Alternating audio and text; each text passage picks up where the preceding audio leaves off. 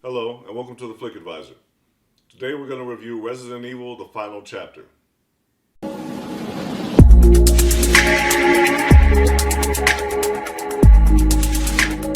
Resident Evil: The Final Chapter is directed by Paul W.S. Anderson.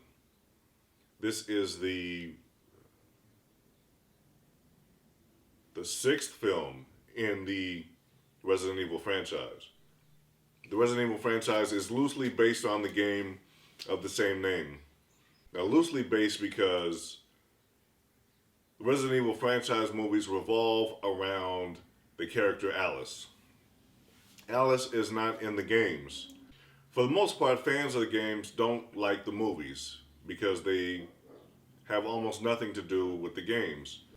Alice is played by Milla Jovovich. My name is Alice, and this is my story. The end of my story. The problems with Resident Evil: The Final Chapter start off from the very beginning. The interesting thing to note here is the novelization of the film carries more story that the film doesn't have. I mean basic parts of the story, things that you really need to know in order for this film to make sense. They're not in the film.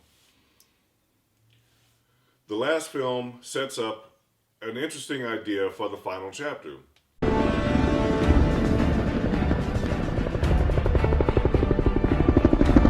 The Red Queen is determined to destroy all life on Earth. This is the last that remain of us, of the human race.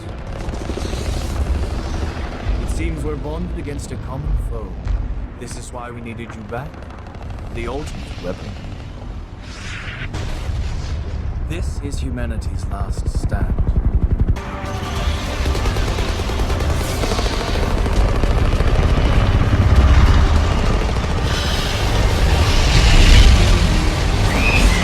The final chapter starts the day after that big battle was supposed to happen.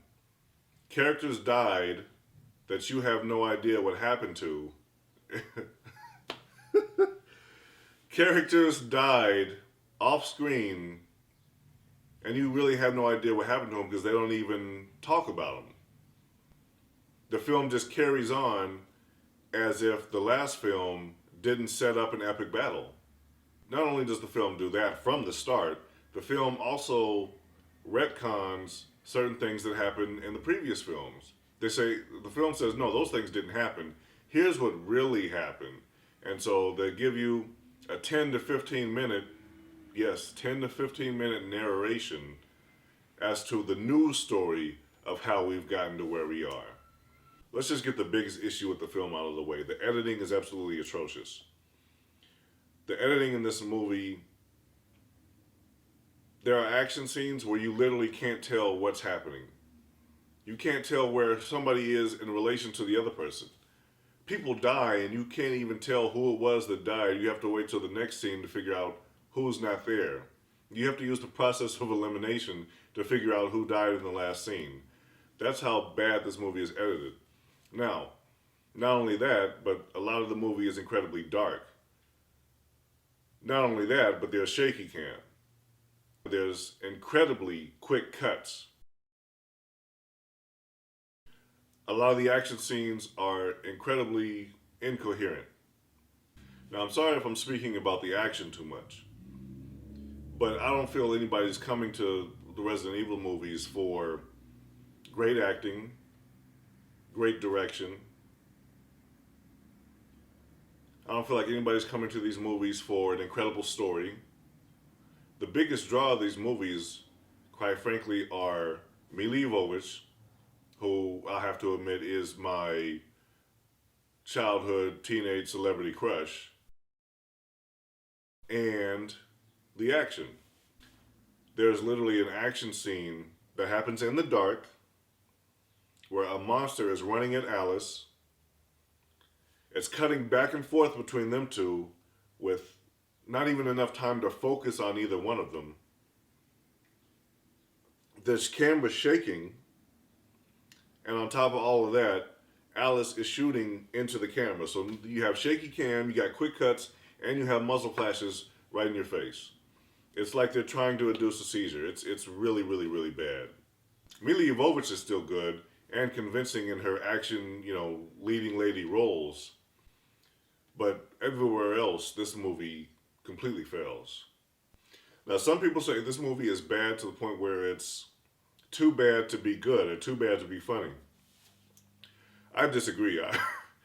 Dr. Isaacs hams it up in every single scene. He is, in my opinion, the funniest part of the Resident Evil franchise. Dr. Isaacs' reactions alone are worth the price of admission if you're going to watch the movie. If you're going to, watch it on Netflix later, Redbox it, even if you don't want to see it at the movies, I can't in good conscience recommend everybody to see this movie at the theater.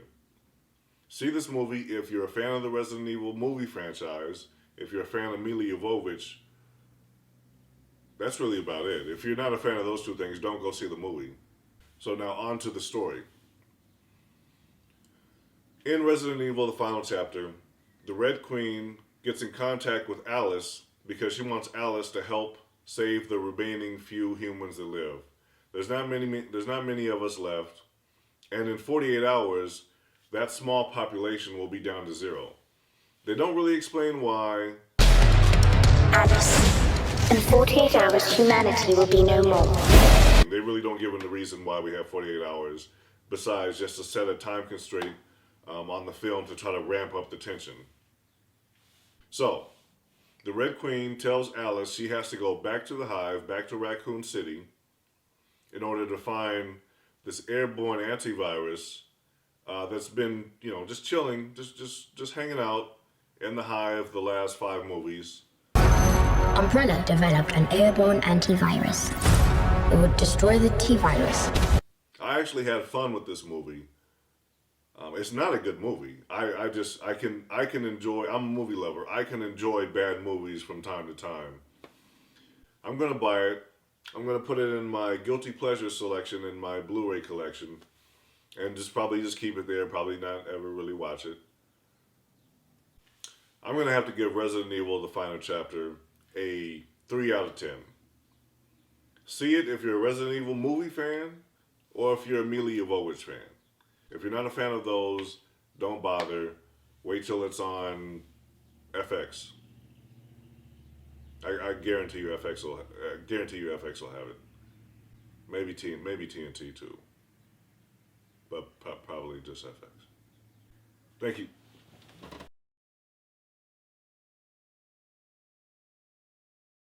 As the Flick Advisor, I feel like if I could help you save money by advising you not to go to the theater and spend $10, $12 on a movie, that's what I should do. So let me try to present to you what Resident Evil, the final chapter, looks like.